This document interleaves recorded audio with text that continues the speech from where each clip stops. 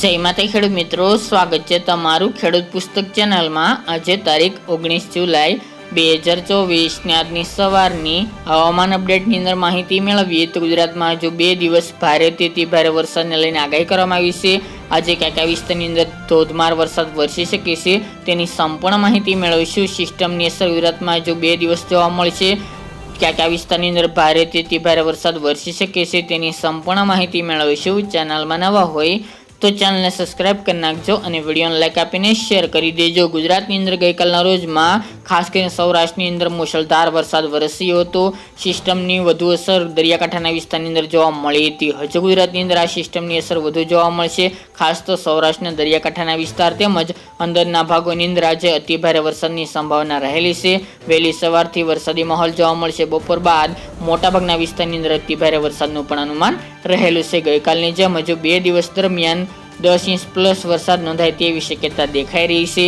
આજની વાત કરીએ તો જૂનાગઢ, ગીર સોમનાથ, કેશોદ, માંગરોળ, વિસાવદર એ ભાગો તેમજ રાજુલા, અમરેલી, સાવરકુંડલા, જાફરાબાદ તેમજ પોરબંદર, કુતિયાણા, ભાનવડ, રાજકોટ, ઉપલેટા, ગોંડલ, જેતપુર એ વિસ્તાર, બોટાદના એકાદ 2 વિસ્તાર, ચોટીલા, જામનગર, કાલાવડ, જામકંડોરણા એ વિસ્તાર, જામખંભાળિયા, સલાયા તેમજ દ્વારકાના પણ અમુક ભાગોની અંદર આજે ભારેથી ભારે વરસાદનું અનુમાન છે। જ્યારે કચ્છના દરિયાકાંઠાના વિસ્તાર જેમાં નલિયા, નખત્રાણા, ભુજ, ગાંધીધામ, માંડવી જેવા ભાગોની અંદર પણ ભારે વરસાદ વરસી શકે છે। સૌરાષ્ટ્રના અન્ય જિલ્લાઓ જેમાં ભાવનગર, બોટાદના ભાગો, સુરેન્દ્રનગર, મોરબી અને જામનગરના પશ્ચિમના વિસ્તારોની અંદર પણ હળવા સામાન્ય છૂટાછવાયા વિસ્તારની અંદર વરસાદી માહોલ જોવા મળે તેવી શક્યતાઓ છે। દક્ષિણની અંદર વલસાડ, વાપી તેમજ સુરત, ભરૂચ, અંકલેશ્વર, ડાંગ, આહવા એ વિસ્તાર, નર્મદા, વડોદરા સુધીના ભાગોની અંદર છૂટાછવાયા વિસ્તારમાં વરસાદી માહોલ જોવા મળી શકે છે। તેમજ ઉત્તર ગુજરાત, મધ્ય પૂર્વમાં કોઈ ભારે વરસાદની શક્યતાઓ નથી, પરંતુ અમુક ભાગોની અંદર આજે વરસાદી માહોલ જોવા મળી શકે છે।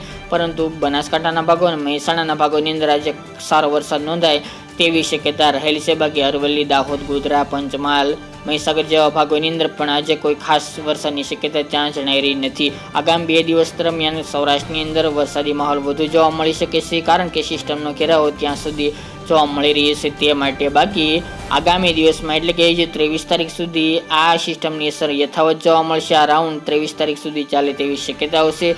ત્યાં પણ આગામી દિવસ દરમિયાન સારો વરસાદ નોંધાય તેવું અનુમાન દેખાઈ રહ્યું છે। તો આગામી 2 દિવસ દરમિયાન ગુજરાતના એટલા વિસ્તારો સાવધાન રહેજો। આજે પણ વહેલી સવારથી મુશળધાર વરસાદ અમુક ભાગોની અંદર જોવા મળશે।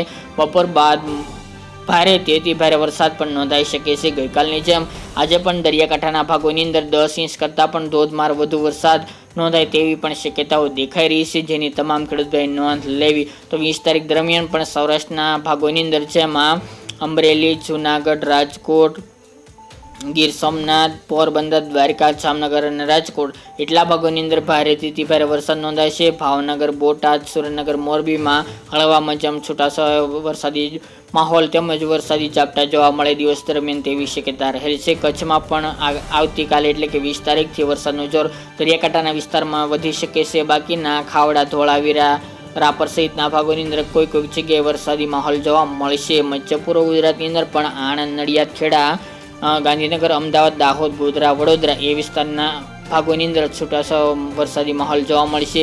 દક્ષિણની અંદર પણ સુરત, વલસાડ, વાપી, કપરાડા સહિતના ભાગોની અંદર પણ છૂટાછવાયા વરસાદી માહોલ જોવા મળે તેવી શક્યતા દેખાઈ રહી છે। ઉત્તર ગુજરાતમાં પણ અમુક જગ્યાએ વરસાદી માહોલ જોવા મળે તેવું અનુમાન રહેલું છે। બાકી ઉત્તર ગુજરાત, મધ્ય પૂર્વ વિસ્તારની અંદર હાલ તો ભારે વરસાદની શક્યતા 2 દિવસ દરમિયાન જોવા મળતી નથી। જો નવી અપડેટ હશે તો અવશ્ય માહિતી આપશું। તે સિવાય બંગાળની ખાડીમાં આજે બપોર બાદ એક લો પ્રેશર સિસ્ટમ સક્રિય બનવાની છે, જેની અસર ફરી ગુજરાતમાં જોવા મળશે, જેના કારણે યથાવત વરસાદી માહોલ આગામી 23-24 તારીખ સુધી જોવા મળે તેવી શક્યતા દેખાઈ રહી છે, જેની તમામ ખેડૂત ભાઈ નોંધ લેવી। તો મિત્રો, આ અત્યારની વહેલી સવારની અપડેટ, ફરી એક નવા વિડીયો સાથે મળીશું।